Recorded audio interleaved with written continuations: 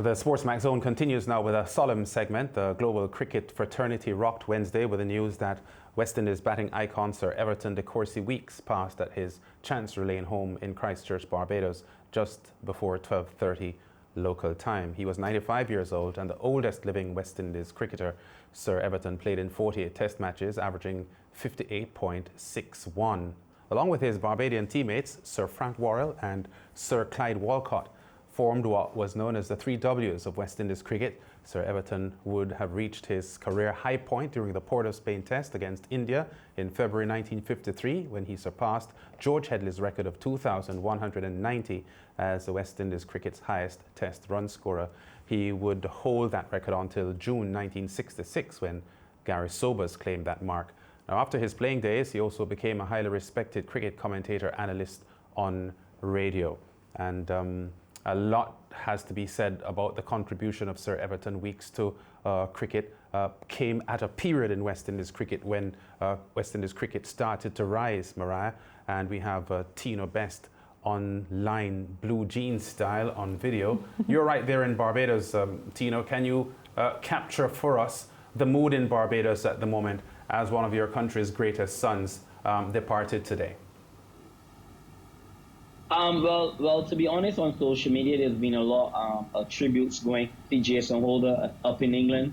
You saw all the young cricketers that would have played in the Sir Everton Weekes on the 13 tournament. Facebook has flooded with a lot of pictures of him. And, we are here, we are just a bit sad. But it is a celebration of life, Lance.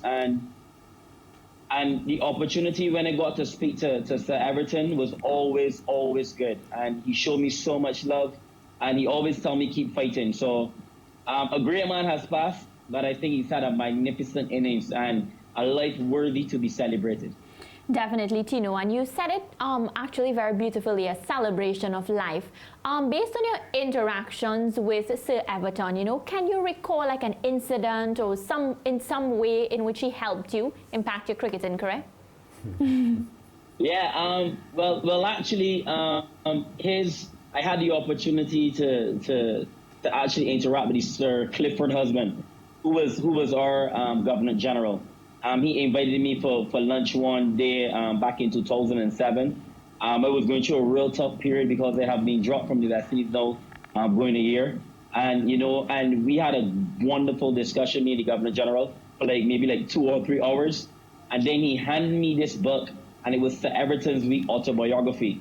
And as I opened it in, Sir Everton put a very, very, very beautiful note in it, just telling me to keep fighting.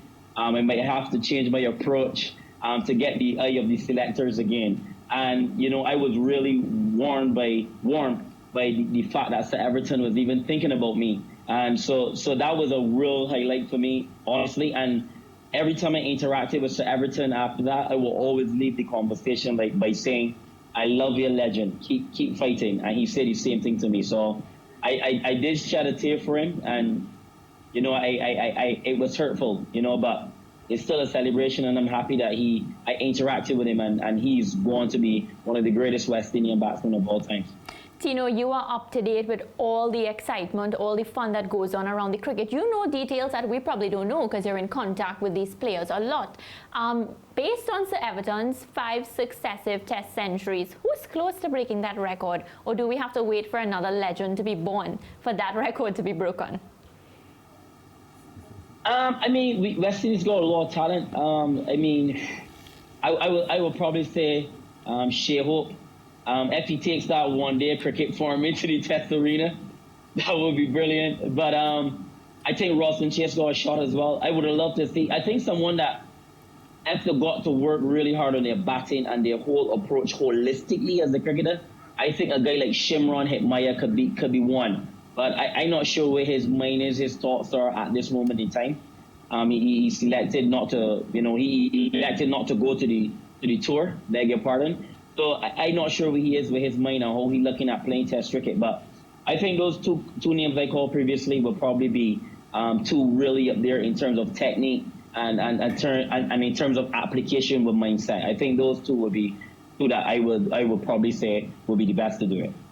Yeah. Tino, as you know, I had lived in Barbados for 15 years between 1995 and 2010, and I could see firsthand how revered Sir Everton Weekes was.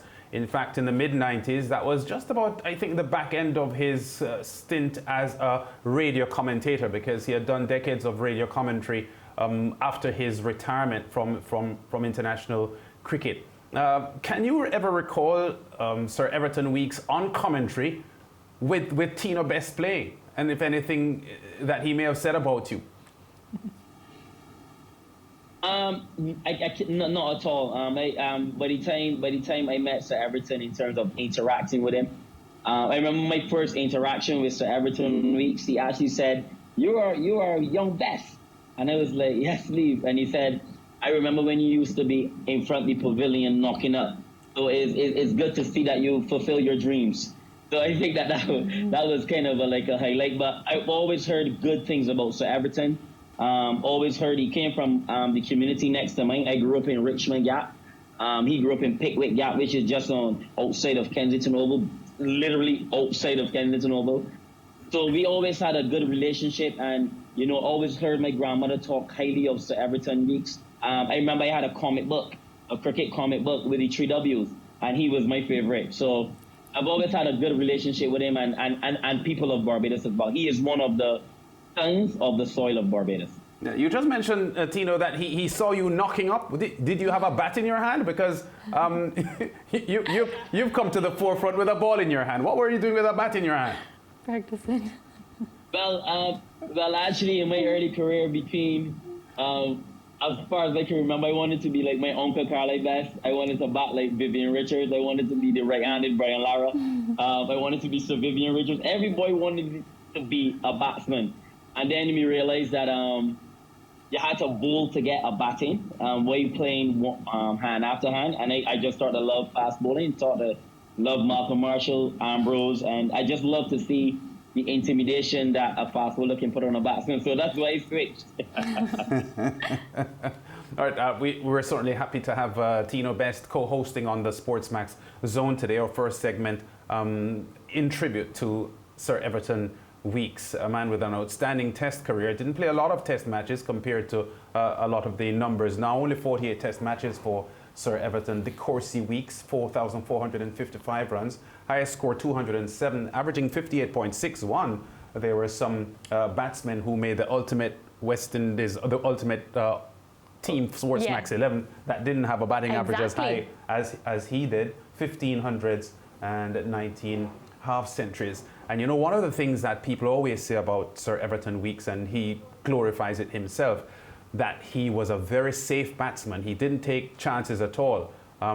History records that he has never hit a 6 in Test cricket, because he felt that hitting the ball airborne raises the percentage of you getting out. So his shots were pretty much all along the ground, and he didn't offer fielders catches because he didn't hit the ball in the air, and that was a calculated approach by Sir Everton De Courcy Weekes. Definitely, and I feel like if some of our batsmen now can take that advice from Sir Everton, we'll be in a better position. Yeah, with the advent of T20 cricket, I think there's hardly a chance that will happen now. But Sir Everton Weekes passes at the age of 95 at his Chancery Lane home in Christchurch, Barbados, and a man that has given a lot of glorious moments to West Indies cricket, and that glory not only embraced by fans in the Caribbean, but globally. His 5 consecutive hundreds in Test cricket. Yes. The first one came against England, and it was 4 consecutive after that